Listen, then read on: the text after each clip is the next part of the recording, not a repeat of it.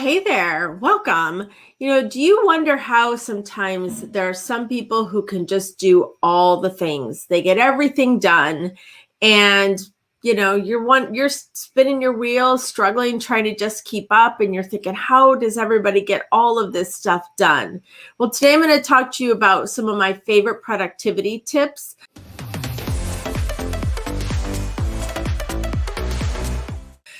People ask me all the time how I get everything done. I mean, I do have my own business. I take care of my family. I do a lot of nonprofit work, and I have a pretty busy life. And I have to attribute to me getting everything done to the choices that I make about how I spend my time, and also how diligent I am about my calendar, how protective I am of my calendar. And it's the only way I'm able to get everything done. So we're going to talk about that today and how you can get more done too, and maybe even just make some little tweaks. You don't have to completely adopt the same program that I have, but if you see some little nuggets in here that you think that you can implement into your schedule and just be a little bit more productive, let's see how much more you can get accomplished too. I am not about working longer hours or more days. There were some choices that I made of things I had to cut and say no to, but I still didn't miss anything with work. So that's what we're going to talk about today, is how you can do this, not just only for special times, but all the time too. So a lot of times you think, well, you must have to be a really good multitasker to get everything done. But there's no such thing as multitasking. In fact, what you're actually doing is switch tasking, because your body and your brain cannot physically do two things at the same time. So all you're doing is switching back and forth from one to the other. If you don't believe me, try cooking and texting at the same time. You physically can't do both. Your brain can't do both. Something's going to burn, or you're going to send the wrong message. But trust me, you can't multitask. In fact, there was a study in Inc. magazine by Dr. Gloria Mark that she found that it takes an average of 25 minutes to resume a task after being interrupted. And think about all those interruptions that we get during the day: emails, social media notifications, text messages. So I'm talking about even creating a schedule where you schedule interruptions in your day and you schedule time to take care of those tasks. So we're going to talk about batch tasking or batching. In fact, Michael Hyatt, I love this book, the Free to Focus book, and I use the Full Focus Planner, which we'll talk about. And Michael Hyatt says this about batching. Batching is simply a form of time management that allows a person to maximize concentration and decrease distraction. As a result, it increases your productivity, your creativity, and your mental sharpness while decreasing fatigue, procrastination, and stress. Batch processing is a grouping of similar tasks that require similar resources in order to streamline their completion. So think about baking cookies. You bake cookies in a batch. So think of how much time it would take for you to bake one cookie at a time, to get out the pan, to get out the ingredients, to mix up the ingredients, to put it in the oven, to bake it, and then eat it. Can you imagine baking cookies one at a time? Of course not. We don't do that. And that's what I want you to do with some of the tasks that you do in your business. I'm going to show you some of my favorite digital ways to do batching. And if you're a paper planner like me, I'll show you how to do it on paper too. So let's talk about how we can get you in the zone and how we can get you on that same kind of activity so you're more focused and you're more productive. So the first step that I have is planning. We want to plan all of this. So 1 week a year, or even take a weekend or a couple days, plan out your whole year. Plan out your goals. Take a look at what worked and what didn't work, and what you want to add and what goals you want to change for the coming year, so that you have your big picture goals. Then you want to break those down into smaller goals for, each month. What are the little steps that you have to take along the way to hit those bigger goals?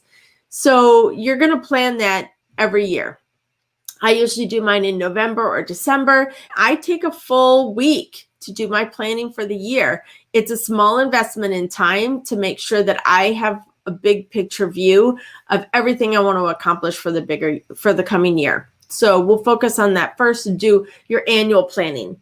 Then every month, I take a day to do monthly planning. Sometimes it's not even a full day. It might just be a couple hours.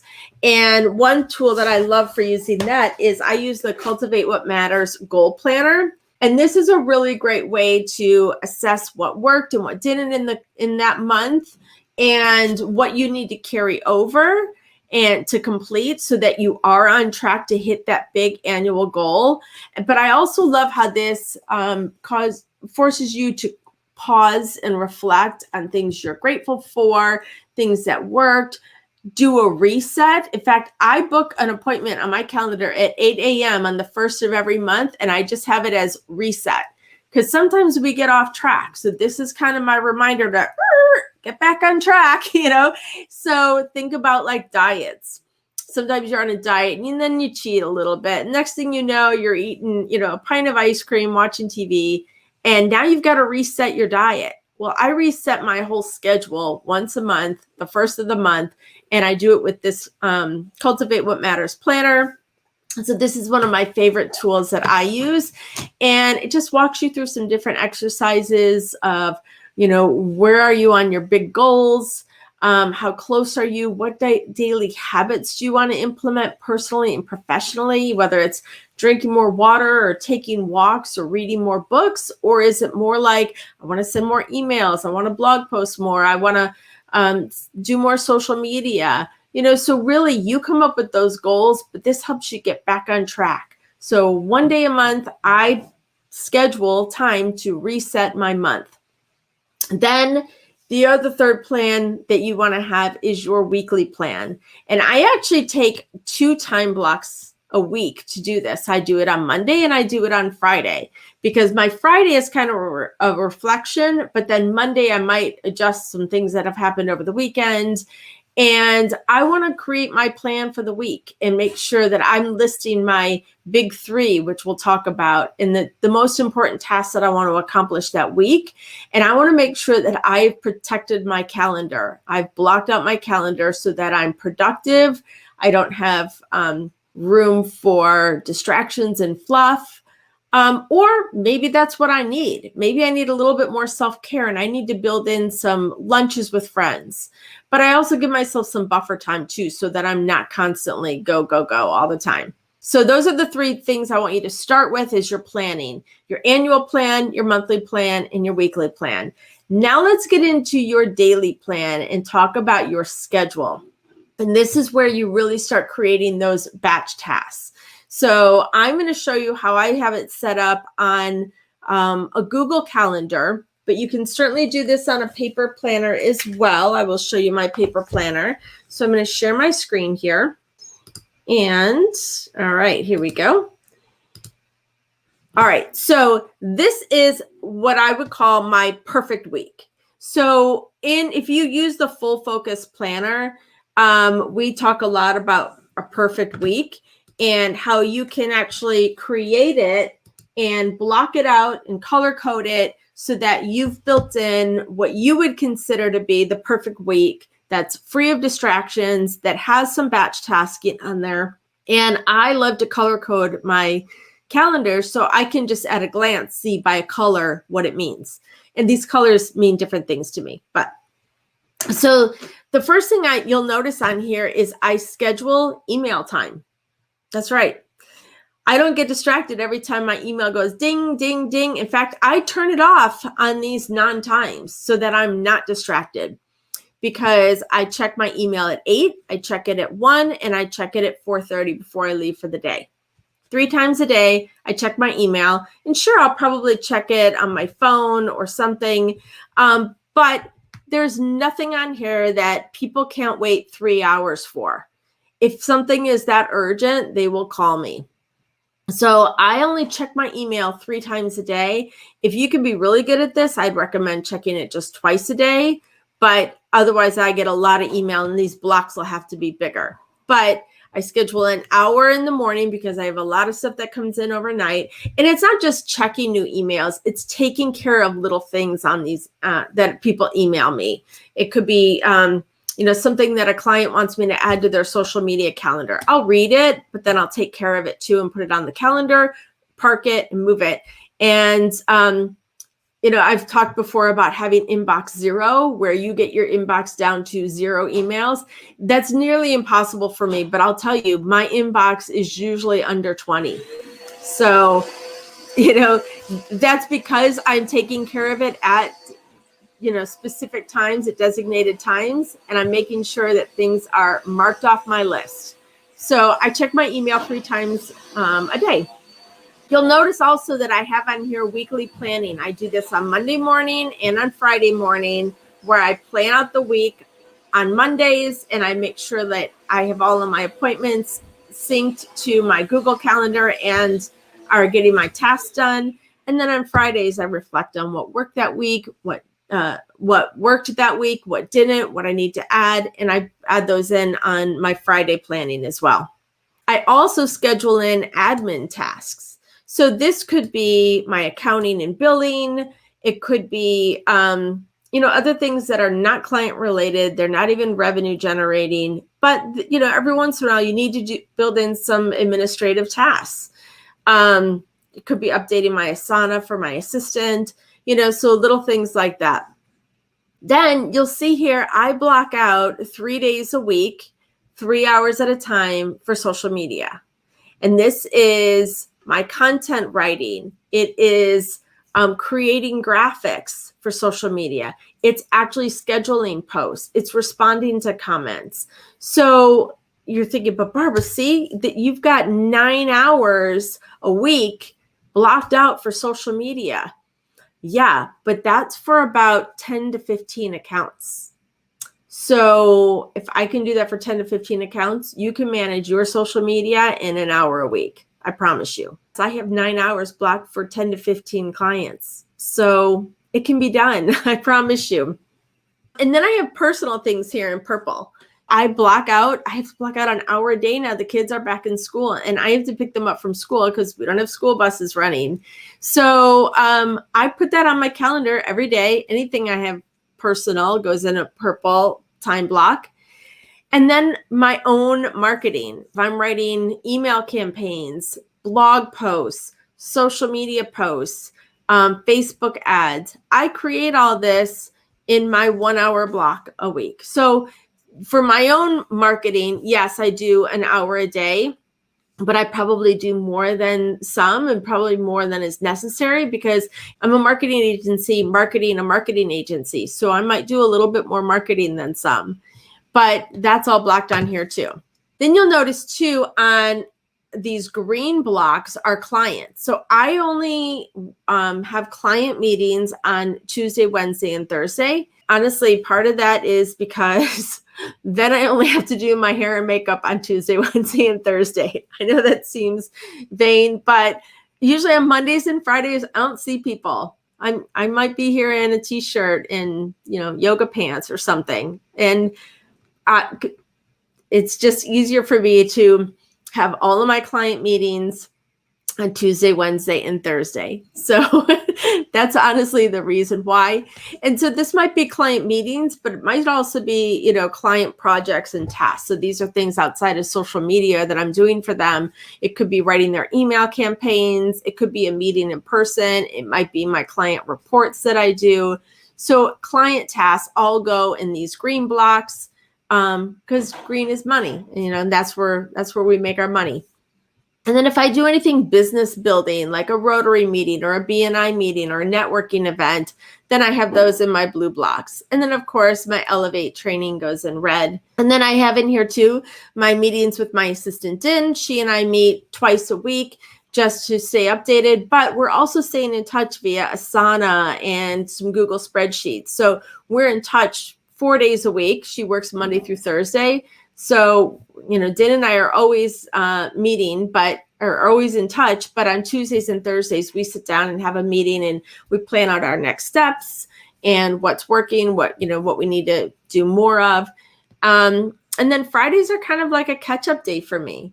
So honestly, this is an 8 to 5 schedule that's really pretty doable. You look at this and you think, oh my gosh, when do you go to the bathroom or when do you eat lunch? Well, kind of when I'm doing my social media stuff. There is buffer in here. I always recommend that you build in buffer. And then I even recommend that you build in some of your personal appointments. So this is on my perfect week calendar, but on my other calendar, I schedule bubble baths. I schedule date nights with my husband. I schedule homework time with the kids. So I do have personal things that I schedule in here too. And I'll tell you, these appointments with yourself need to be non-negotiable. They need to be non-negotiable, or else your business is never going to propel forward. It's never going to elevate if you are breaking appointments with yourself. You won't break an appointment with a client, so don't break an appointment with yourself. So keep these appointments. It's okay if you have to move things around every once in a while. I do make exceptions. I had a client who needed to meet with me next week, and he could only meet with me on Monday. So, okay, I have to do makeup one more day. But, that happens. Life happens. But I'll tell you, if you start with a framework like this, it doesn't even have to be this many time blocks, but start with a framework and start building around it. You're batch tasking. So I'm not taking a client and saying, okay, well, I'm going to do this person's social media, then write their email campaign, and then write their blog post, and then schedule their Facebook ad. And then I'll come back and do the next client, and I'll do that all over again. No, I write their content once, I schedule everybody at once, I create all the graphics at once, and that's how I'm able to get it done in 3 hours for all these clients. So this is really key for how I get everything done, is really sticking to this schedule. You can do the same thing on a paper planner too. So here is my full focus planner, which I absolutely love, love, love.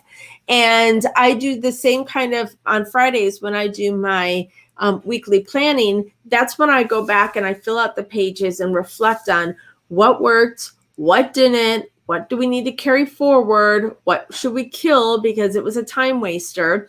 And I kind of also look for patterns in my schedule when I wasn't as productive because maybe I went down a rabbit hole or I got sucked into a Netflix show or something. But as you can see, I color code out my day on here as well. And I also list my tasks at the beginning of the week when I do my Monday planning. I list out all my to-dos, all my tasks for the whole week. This is a light week because I've been pretty productive lately. I've been knocking out a lot of stuff. And then what I do is I pull these Monday tasks onto the days. So I start here with my big 3. These are 3 things that you need to accomplish that day in order to hit your bigger goals. So make sure that you're pulling out what are the most important things that you're doing. Brian Tracy calls it eat that frog. So you want to eat the biggest, most important thing first and get it out of the way. Otherwise, you're just finding all these little ways to stay busy, but you're really not accomplishing anything productive. So that's how I also take what's on my Google Calendar and make it work with my paper planner, and I use them both. So time blocking is really key. And then listing those tasks. Once you list out all your tasks for the week, take a look at them and say, all right, what have I been carrying over too long? I used to take, if I had a piece of paper of something I had to take care of, and I kept seeing it over and over and over again because I kept put it back on the pile and I want to take care of it.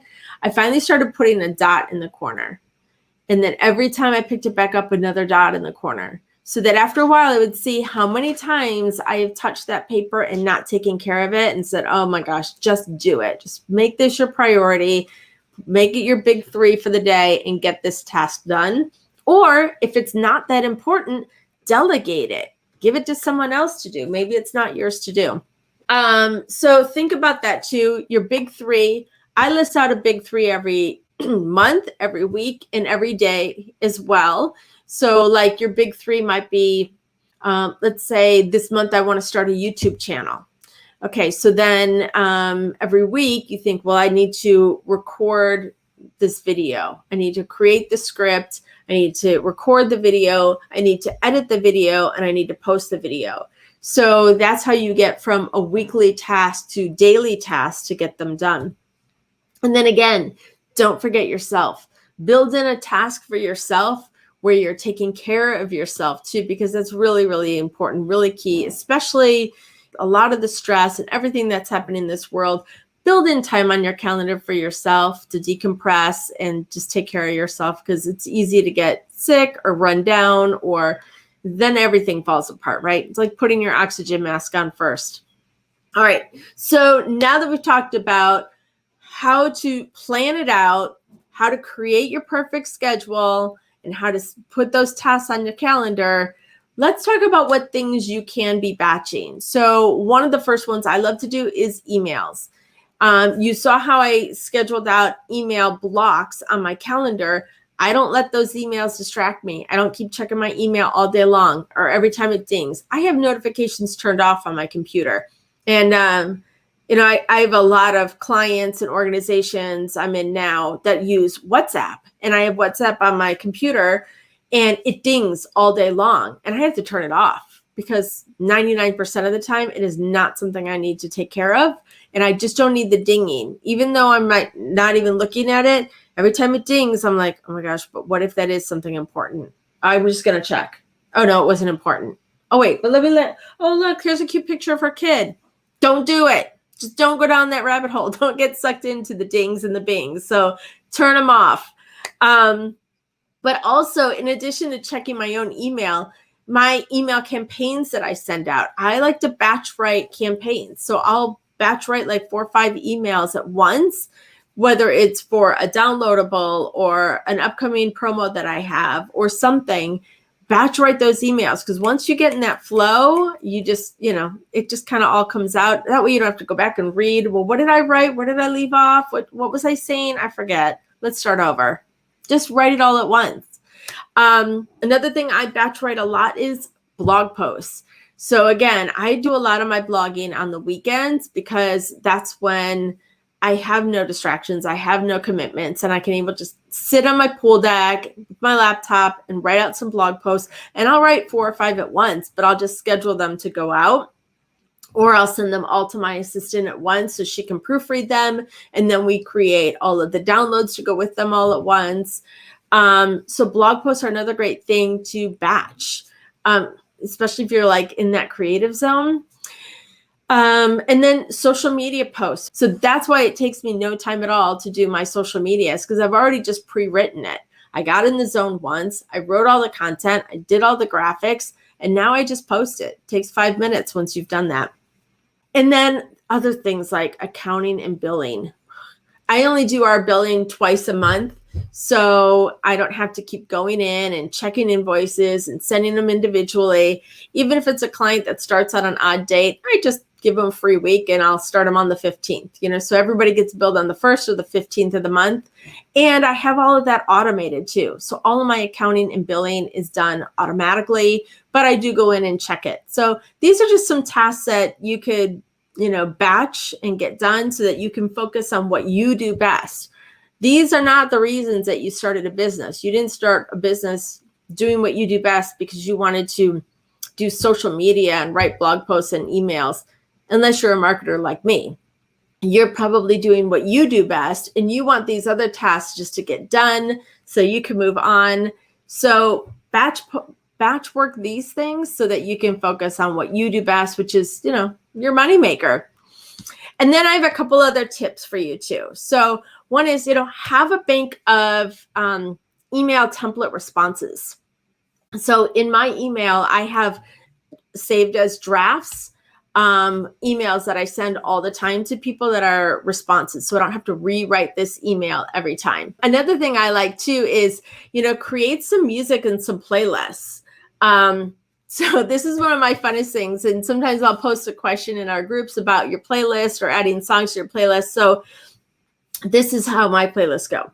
If I want to do something really creative and I'm, getting in the zone, like social media posts or something, I'll play fun music like pop music or alt rock or something that's like very upbeat. But if I need some deep concentration, I have this chill meditation playlist that I absolutely love. That's really cool. And I'll share these playlists with you too. They're on Spotify. But I have a confession. If it's like a Friday afternoon and I'm like cleaning my office and I'm trying to knock out a couple things, I listen to like some serious heavy metal. So that's like a little dirty secret about me. But create some playlists, clean up all the distractions on your desk in your office, because they're just one more thing that are going to distract you. So have a space that you work in, whether it's just a desk, a corner of a table, or if it's an office, make it distraction free. This is really going to help you stay more productive. And then sometimes I'll light a candle, just really set the mood, and have some snacks, not so you binge eat all day, but sometimes if I'm like snacking on something, I can be more creative. So these are just some of my little tips and tricks.